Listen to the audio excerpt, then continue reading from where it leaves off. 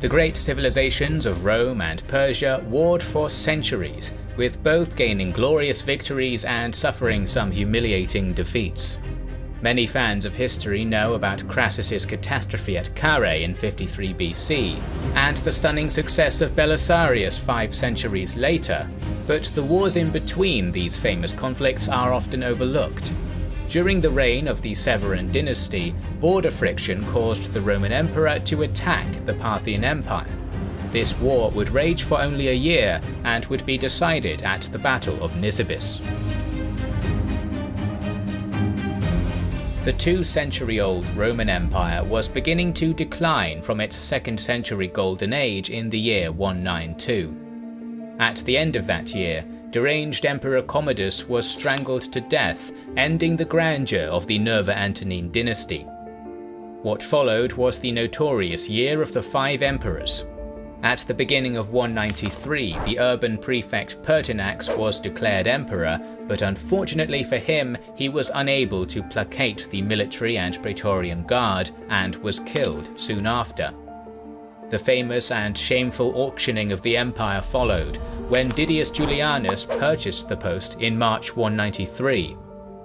His reign was not to last long. A civil war broke out when the imperial office was claimed by 3 more commanders.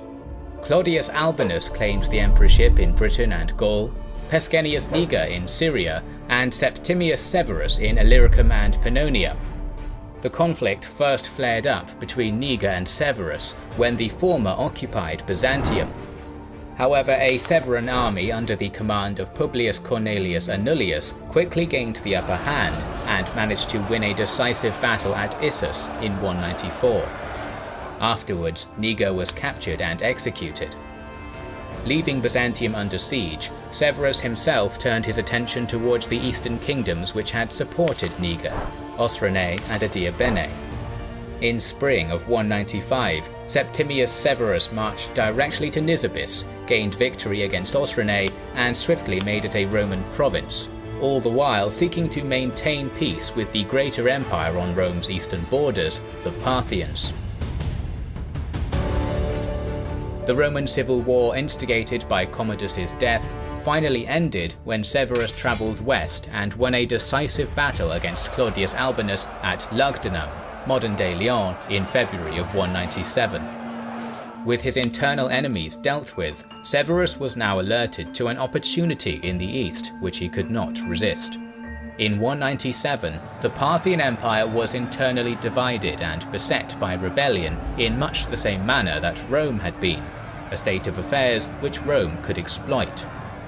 When Severus invaded Parthia proper in 197, this weakness led the king, Vologases V, to retreat before the advance of the Roman legions. After reaching Nisibis once again, this large army sailed down the Euphrates, facing little resistance, before occupying Seleucia, Babylon, and plundering the capital of Ctesiphon. Though the eastern campaign of Severus had been a stunning victory and had led to the creation of a province in Mesopotamia, Cassius Dio stated that it was expensive, destructive, and even dangerous. In the aftermath of the campaign, new dynastic arrangements were also made. Severus's oldest son, Caracalla, the emperor-designate, was made a joint Augustus, while his younger son Geta was proclaimed Caesar. After another decade of stable rule, during which Geta also gained the rank of joint Augustus, Septimius Severus died in York during February of 211 whilst campaigning against the Picts, wishing that both his sons should succeed him as joint emperors. This arrangement quickly unravelled despite the Dowager Empress Julia Domna's attempts to hold the family together. Caracalla became impatient with the restrictions placed on him and the influence of his father's advisors. A tense situation developed in which each of the two brothers, Geta and Caracalla, had his own courtiers, advisors, and his own section of the imperial palace. The historian Herodian even tells us that there was even a plan to split the empire into east and west, but this was quelled by Julia. It was clear that this situation could not go on for long, and it concluded on the 26th of December 211 when Caracalla had his mother organise a meeting between the two. During the meeting, the elder sibling had Geta murdered. This brutal act, and the subsequent purge of Geta's supporters, unnerved the Senate, and Caracalla was forced to look to the Praetorians and military to secure the empire. This set the trend for his reign. Like many of the barracks emperors who came after, Caracalla was unpopular with the Senate but felt comfortable with his soldiers. Despite his many failings, a campaign against the Alemanni tribe was undertaken in 213. After gaining a victory against them, the new sole emperor advanced up the Rhine and engaged the Kenny tribe. He was proclaimed Imperator, victorious general, in this campaign, but an illness meant that he had to withdraw to Rome before it concluded. After this brief recuperation in the capital, the emperor travelled to the Danube frontier in 214, probably in order to break up some of the local tribes in the region. Not much is known about what happened here, but hostages were taken back to Rome. By spring of 215, Caracalla had moved east, establishing a headquarters in the great city of Antioch in order to begin solving the administrative problems of the east. He did this with his usual energy, but ended up massacring the inhabitants of Alexandria during a visit to Egypt. Tensions between Rome and the Eastern Empire of Parthia also needed seeing to, as the usual issue of Armenia's throne was once again flaring up. Caracalla followed the traditional Roman practice of nominating a candidate for said throne and disrupting Parthia's ability to interfere in turn. Opportunely for Caracalla, while Vologases VI ruled in Ctesiphon, his younger brother Artabanus V was rebelling and controlled Media and Susiana. This internal strife provided Caracalla with the perfect opportunity to exploit. The emperor made common cause with Artabanus and even offered to marry his daughter. When this offer was declined, it provided the Romans with a pretext to flex their muscles, so they invaded northern Mesopotamia in 216. An attempt to subjugate Armenia also failed due to an anti-Roman insurrection.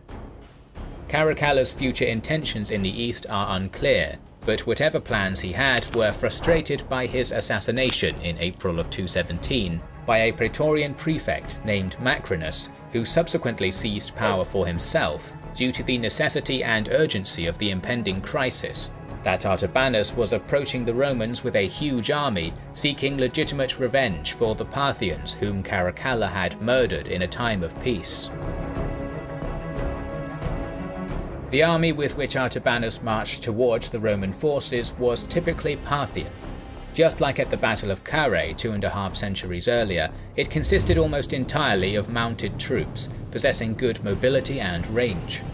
The exact unit proportions are not known, but it is likely that the army of Artabanus was composed mostly of light horse archers and a smaller aristocratic force of cataphractii heavy cavalry. In addition, Herodian reports that there was a unit of dromedary riding troops in the Parthian army which threw spears from camelback. The always predictable Romans relied on their excellent legionary heavy infantry to form the core of their army at Nisibis, supported by cavalry and Moorish javelinmen auxilia on the wings. In the gaps between the cohorts were placed additional light infantry, which could skirmish forward and retreat to the safety of the heavy infantry formations if they needed to. The numbers of troops at the Battle of Nisibis are not known, but it is thought that the Parthians slightly outnumbered the Romans on this occasion. As the sun rose on an unknown date in the summer of 217 AD, the Parthian troops saluted the sun god Mithra and, with a deafening cheer, charged the Roman line. Remaining in their defensive position, the first line of Roman legionaries and the auxilia between them received the initial Parthian mounted charge. While the famous Parthian horse archers constantly wheeled and hailed arrows down on the legionaries, the cataphractii and dromedary riders struck them head-on. The Parthians had the better of the fighting at range, inflicting heavy casualties with their barrages, but when the two armies closed the distance, the Roman heavy infantry cut through their lightly armed enemy with ease. Realizing that melee fighting was not going to benefit them at this stage of the battle, the Parthians began to pull back to a distance where their missile units and cavalry tactics were superior. As the mounted archers loosed their arrows and the dromedary riders threw their javelins, the Romans now employed a clever tactic. As they were beginning to suffer increasing losses, the Romans feigned a retreat to the rear, with their infantry throwing down metal spikes and stakes in order to kill the enemy mounts. In the desert terrain, these obstacles quickly became obscured by the sand and invisible to the charging Parthians. When they passed over this ancient minefield of obstacles, the Parthian horses and camels threw off their riders and were injured. Seeing the weakness, the legionaries turned and charged, chewing up the disorganized and dismounted Parthian troops. Herodian states that this was the course of the battle on both the first and second days, with both sides returning to their camps in the evening claiming victory, the Parthians having inflicted many casualties at a distance, and the Romans grinding down the enemy in close quarters fighting. On the third day of the battle, the numerically superior forces of Artabanus attempted to use his swift-mounted troops to encircle the densely packed Roman cohorts, which were formed up for depth rather than width. However, Macrinus saw what was happening and reacted swiftly, sacrificing the depth of the Triplex Achis formation and instead extending the line's width to meet that of the Parthians. With this lengthened line, as well as the light infantry and cavalry on the wings serving as flank guards, all attempts at outflanking the Romans were stopped, not without massive casualties on both sides.